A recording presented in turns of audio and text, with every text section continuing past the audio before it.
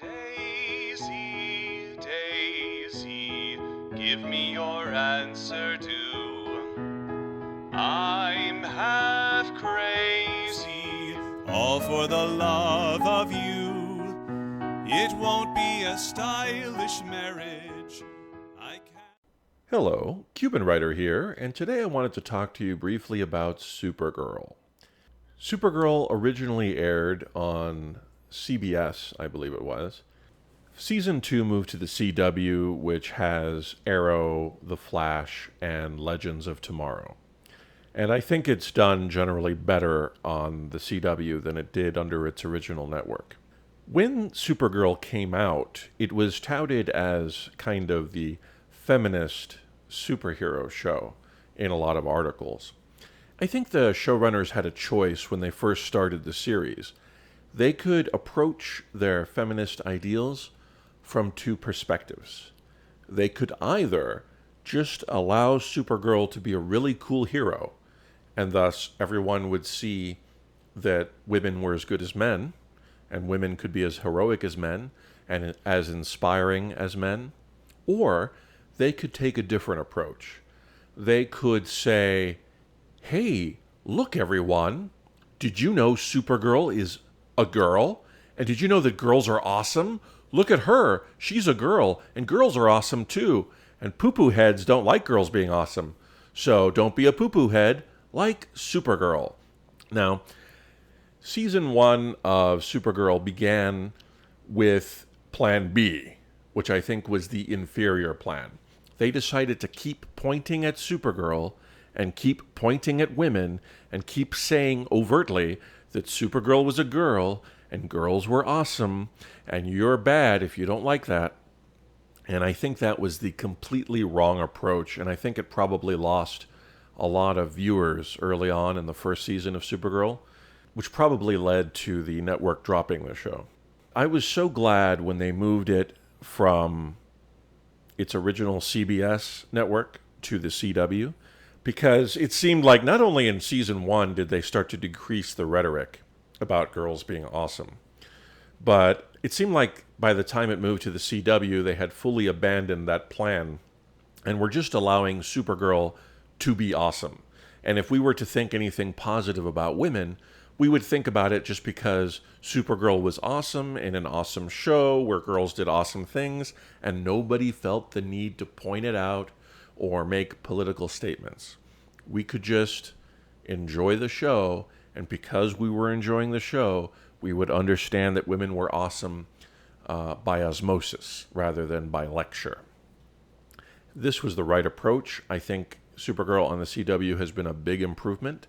I thought the writers had learned their lesson, but unfortunately, with the most recent Season 2 episode called Resist, they seem to have pulled back the old writers or the old writing plan.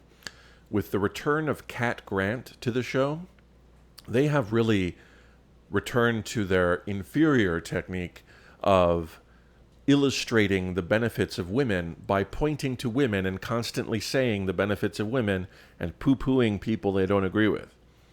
This overt lecture style is the wrong approach to promoting feminist ideals. It really turns people off. It turned off my wife. It turned off me.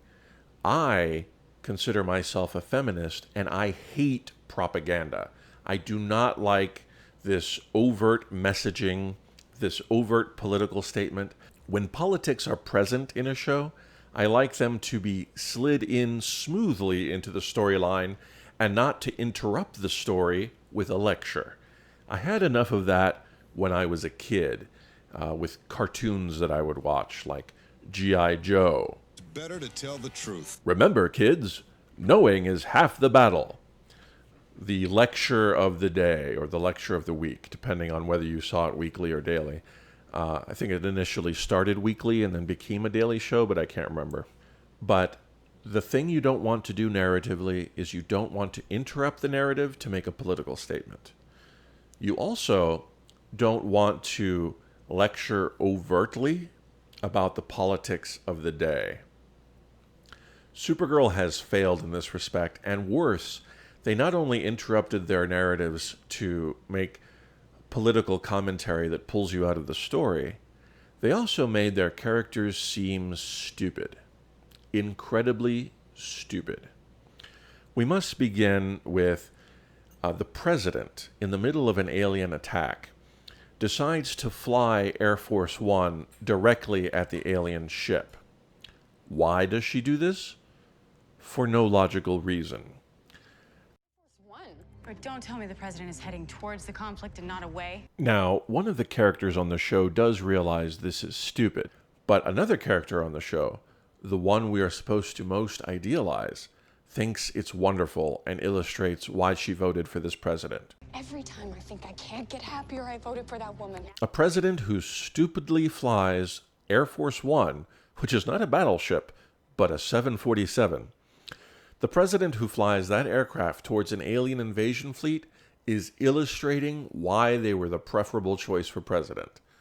No, that president is illustrating that they're foolish. Then we get Cat Grant sweeping into the scene to handle negotiations because apparently the president is so inept that she needs a media mogul to sweep in and handle things. At first I thought, oh, maybe Cat Grant is the new Secretary of State, or maybe she's the new press secretary, or maybe she has some position that warrants her being here and handling this negotiation. But no, she's just hitching a ride on her friend's plane and decides to barge in and handle communications between an alien race and the President of the United States. This makes the president seem weak and stupid. It makes Cat Grant seem unlikable and rude and foolish. It makes these two characters, which we are supposed to enjoy, into horrific parodies of themselves. Then we find out, once Air Force One is inevitably destroyed by the aliens, that the president is actually an alien herself. And what is the response to this? Oh, you're still a Democrat, right? Well, at least tell me you're still a Democrat. Well, if you're still a Democrat, then that's okay. And a government agent who is part of an organization whose entire purpose is to protect the United States from aliens, a government agent whose job that is, says, oh yeah, we'll keep your secret. This is fine. Leader of the free world, Olivia, is an alien. Okay, come on. The president is not an alien. Oh my God, the president is an alien.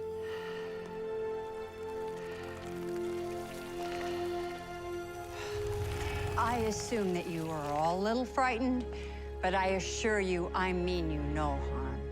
I was born on this beautiful planet, Dorla. I would appreciate it if you would all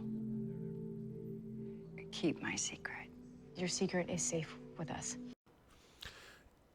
If this person is an alien who has penetrated government and become the president of the United States, that is a serious problem that you should deal with if you're part of an organization that deals with alien threats to the United States. This is a non-eligible person who is the president and has lied to the entire nation about who they are in order to get elected. That doesn't work for me. It shouldn't work for the characters on the show, but the characters on the show are fine with it. I suspect that in the future, we're going to find out that the alien president is actually a threat. I hope so, but regardless of whether they ultimately show the folly of this, the characters should not be buying it in this moment. They should not be collaborating with an alien infiltrator who shouldn't have been president to keep her as president when they know better. They know this is wrong, this is a huge problem, it's a huge scandal, but I think they're willing to eat it because A, the president's a Democrat, and they apparently have democratic ideals, and B, because probably, if they were to reveal that the presidency had been usurped by an alien presence, then probably there would be a strong anti-alien sentiment in the country. And I think rightfully so. I think the average person who discovered that the president of the United States was an ineligible alien from another world who had lied about their true nature, anyone discovering this should be suspicious of the motives of these aliens and why they had infiltrated the presidency, lied to the people, and taken control at the highest post in the nation. They might rightfully wonder what other aliens have infiltrated government and whether there is some kind of alien plot. This is not the kind of immigrant paranoia we see when refugees come across and people are like, oh, they're infiltrating us to destroy us. No. That's arguable. You can argue against that. This is someone actually infiltrating government to become president, and government agencies are saying, okay, fine. I know it's our job to prevent this kind of thing, to work against alien threats, but we're just going to ignore this because we like the politics. So it made me lose respect for characters on this show across the board. Throughout the show, we see political messages that are relevant to our current political situation. I don't like Donald Trump. I don't like Bill O'Reilly. But I don't want to see people making overt references to these things on this show, particularly because these people aren't in power on the show.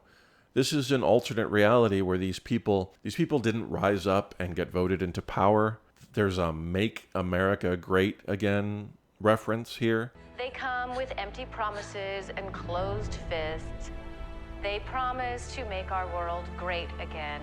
That's trying to be funny, but I don't think it really succeeds. It just pulls me out of the show. Integrate your politics smoothly into the narrative. Don't keep doing shout-outs. Don't keep lecturing your audience. There's this terrible speech that Cat Grant gives about the future is female. Let's not bicker like testosterone-driven males. All right, ladies. If I wanted to listen to this adolescent macho posturing, I would have stayed in D.C. Miss Grant? Is this really who you want to be? Testosterone-driven windbags boasting about your big guns? Surely we don't need to measure anything. We're women. We're tough, we're wise, and we're way above this pettiness. So let's just roll up our sleeves and talk peace. And the future is female. We've all read the t-shirts. So we are 3 strong, formidable women, and we can do anything we want. So let's just talk it out and come up with a harmonious solution, shall we? Come on. Look, just tell a good story. If you tell a good story and there's women in the story, people will understand that women are awesome. If you tell a bad story and keep pointing out that there's women in the story, you are working against your own best interests. You are suggesting to people that this terrible story is terrible because there's women in it. And it's not true. This terrible story is terrible because you've written it terribly. Please stop shooting yourselves in the foot. Just tell us some good stories. If you have any political themes you want to share with us, don't make them so overt. Fit them smoothly into your narrative. Make them part of the good story you're telling, and make the fact that there are great women in this story natural. Don't keep pointing it out. It doesn't need to be pointed out. So this is my lecture to the creators of Supergirl about lecturing. Don't do what I'm doing to you right now. This doesn't succeed in a narrative format into changing people's minds. It just makes them frustrated. Now you know. And knowing is half the battle. Catch you next time. But you'll look sweet upon the seat of a bicycle built for 2.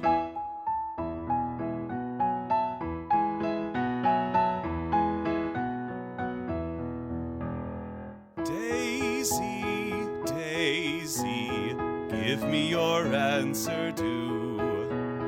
I'm half crazy, all for the love